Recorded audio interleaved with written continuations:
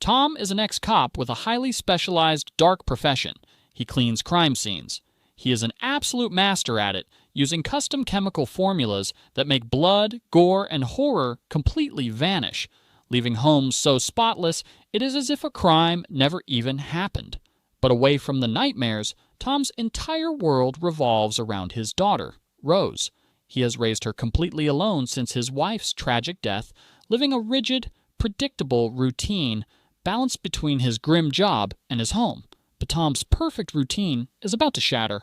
A new assignment comes in for a mysterious house. When Tom arrives, the front door is locked. He searches the porch, finds a key hidden under a flower pot, and steps inside. He instantly freezes. The house is completely drenched in massive pools of blood. Staying perfectly professional, Tom gets straight to work. He logs the scene, photographs the splatter on the walls, and deep cleans every single inch until the evidence is completely erased. Exhausted, he returns home to a quiet dinner with Rose. But Tom is completely checked out, his mind still trapped inside that bloody house. When Rose complains about skipping school, Tom snaps, yelling that her education is non-negotiable. They go to bed in heavy silence. Tom thinks the day is over, but a tiny mistake is about to plunge him into a living nightmare. The next morning, Tom reaches into his pocket and gasps. He still has the key to the crime scene. Hoping to fix his mistake before anyone notices, he drives right back to the house. He unlocks the door, steps inside, and stops dead in his tracks. A woman named Anorka is standing in the living room. Tom tries to apologize, explaining he just came to return the key. But Anorka looks at him with utter shock. She asks him what key he is talking about, and what kind of work was just done in her house. In that exact second, Tom's blood runs cold. He realizes he has been set up in a massive game. There was never an official police cleanup order for this house. Someone used his business to completely wipe a real crime scene, effectively framing him for destroying evidence and covering up a murder. Tom quickly lies, pretends he has the wrong address, and flees the scene. But the trap has already sprung. Back at his office, Tom launches a private investigation to uncover the truth. Panic sets in. He takes all the photo logs and evidence he recorded at the house and hides them in a secure location. Desperate to stop the paranoia, he calls his cop friend, Eddie, to grab a drink. Before meeting him, Tom heads home to see Rose. She tries to open up, sharing memories of her mother and a past trip to Mexico, but the pain is too deep, and Tom quickly avoids the conversation and leaves. At the bar with Eddie, Tom glances up at the TV screen. A breaking news flash hits the screen. Anorka's husband, John, is officially missing. Suddenly, the puzzle pieces violently connect in Tom's head. Did Anorka kill her husband and use Tom to erase the tracks? He subtly starts pressing Eddie about John's case. Right then, Detective Jim, the man leading the official investigation, joins their table. Jim drops a massive detail. John was scheduled to testify in a massive corruption case against the narcotics department, but vanished right before taking the stand. After their drinks, the rain starts pouring heavily. Noticing Eddie is heavily intoxicated, Tom drives his friend home before rushing back to his own house. The next morning brings a new threat. Anorka is waiting for Tom right inside his office. She demands to know the exact nature of his business, trying to figure out if he was the one who sanitized her home. Tom lies straight to her face, claiming he only works directly with the police. She does not buy it for a second. After she leaves, Tom receives a new job order and drives straight to the location. But when he arrives, his jaw drops. Eddie is already there. The web is tightening. Eddie corners Tom, revealing that when the police searched John's apartment, they found absolutely nothing, except for unique chemical residues. It is the exact custom formula Tom uses for his jobs. Knowing Tom was asking suspicious questions the night before, Eddie demands the truth. Tom finally breaks down and confesses everything. He explains the fake police order and how he was tricked into destroying a crime scene. Eddie asks why he didn't just go to the cops. Tom admits he is terrified. If these people can make a star witness vanish, they can easily eliminate him too, especially with high-ranking corrupt cops involved. Eddie realizes Tom must have documented the scene. Tom confirms the evidence is safely hidden away. Eddie warns him to protect those files at all costs, as they are his only shield against a framed job. Shaken, Tom confesses an even darker secret to Eddie. Years ago in prison, he killed a man, and he has taken several other lives for money. Eddie tells him to bury the past.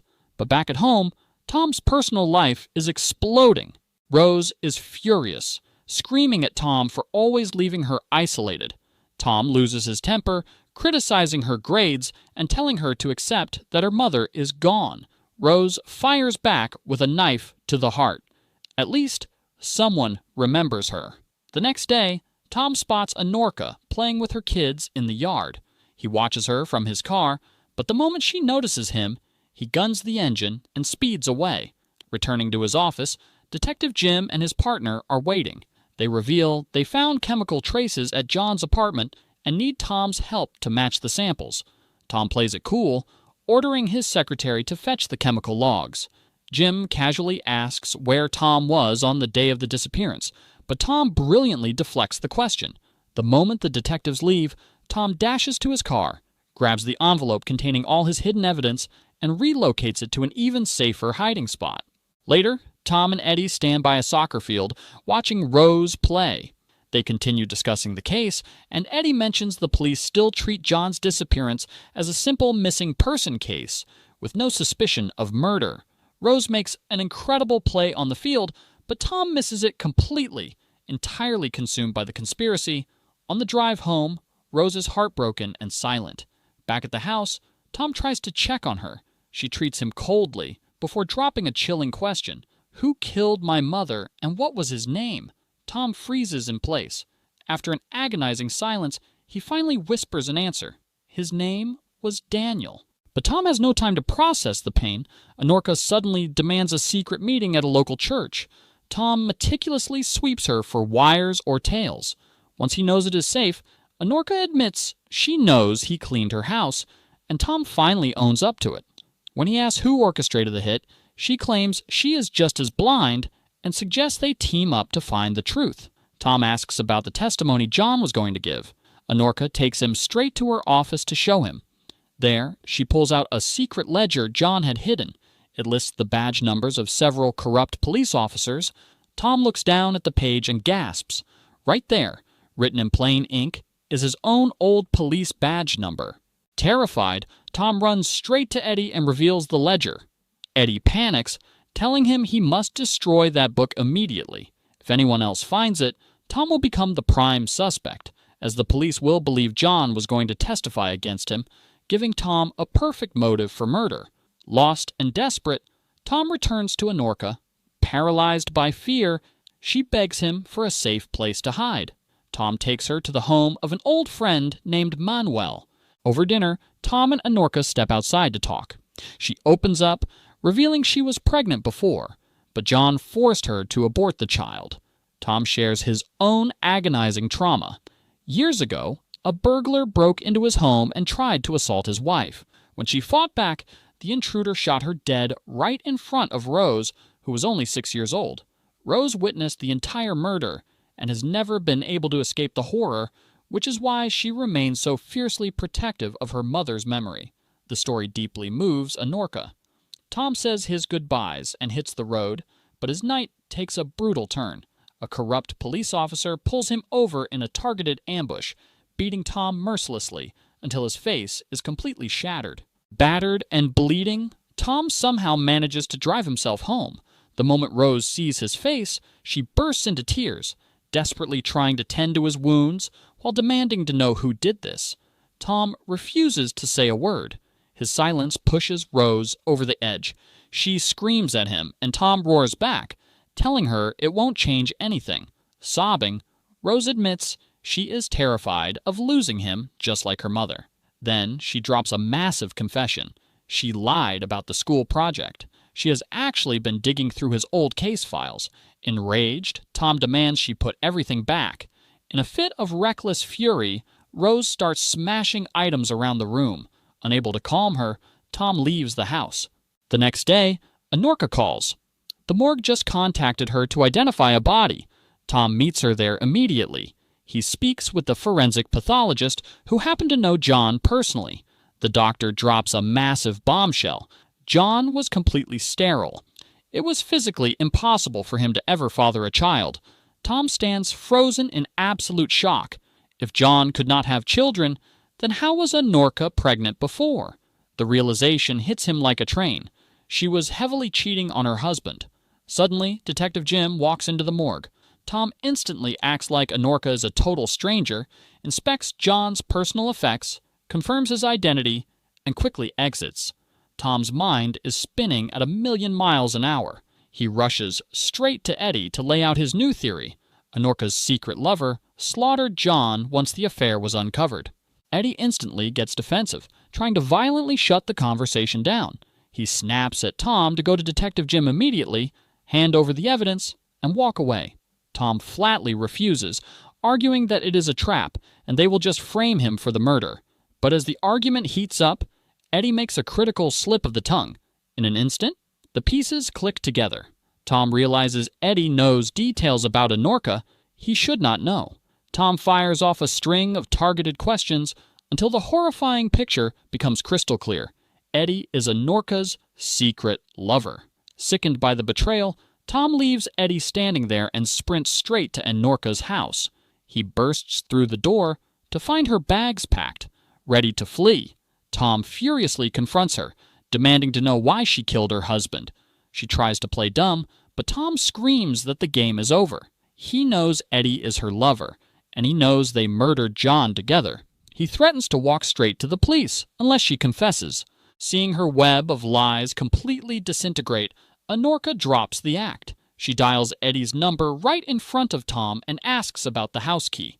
Eddie's voice comes through the speaker, coldly stating that he threw it away. That is the final confirmation Tom needs. Eddie is the executioner. Anorka turns to Tom with a venomous threat.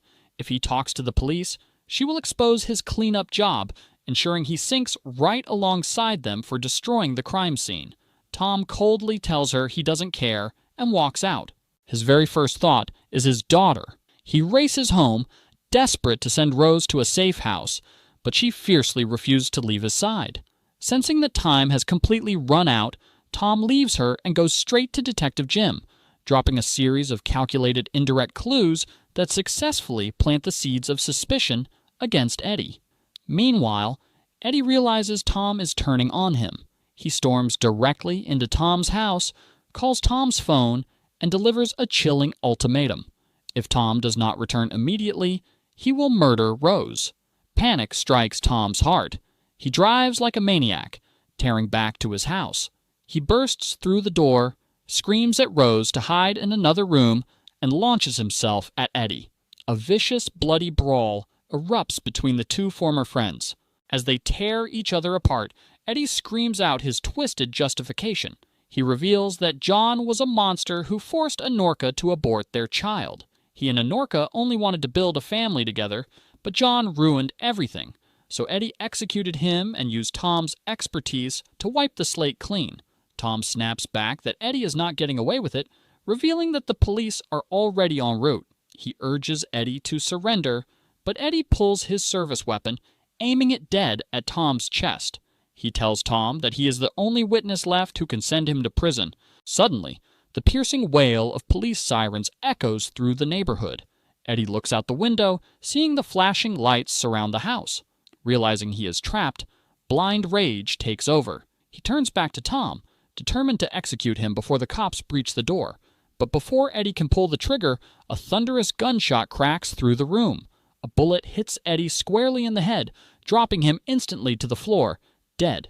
The camera pans to reveal Rose standing there, holding Tom's backup weapon. She pulled the trigger to save her father's life. Tom rushes over to his deeply traumatized daughter, gently prying the gun from her trembling hands, and pulls her into a tight embrace. Moments later, heavily armed police officers storm the residence. Tom meets with Detective Jim and hands over every single piece of evidence he had been hiding, including John's secret ledger. After thoroughly reviewing the files, Jim looks at Tom and reassures him. He acknowledges that Tom was nothing more than a pawn caught up in a deadly game. Jim promises to keep Tom and Rose's names completely out of the official police reports, telling Tom he is officially a free man. In the final, haunting image of the film, we see Miguel, Tom's trusted coworker, inside Tom's ruined home, meticulously scrubbing away the fresh bloodstains from the floor. The screen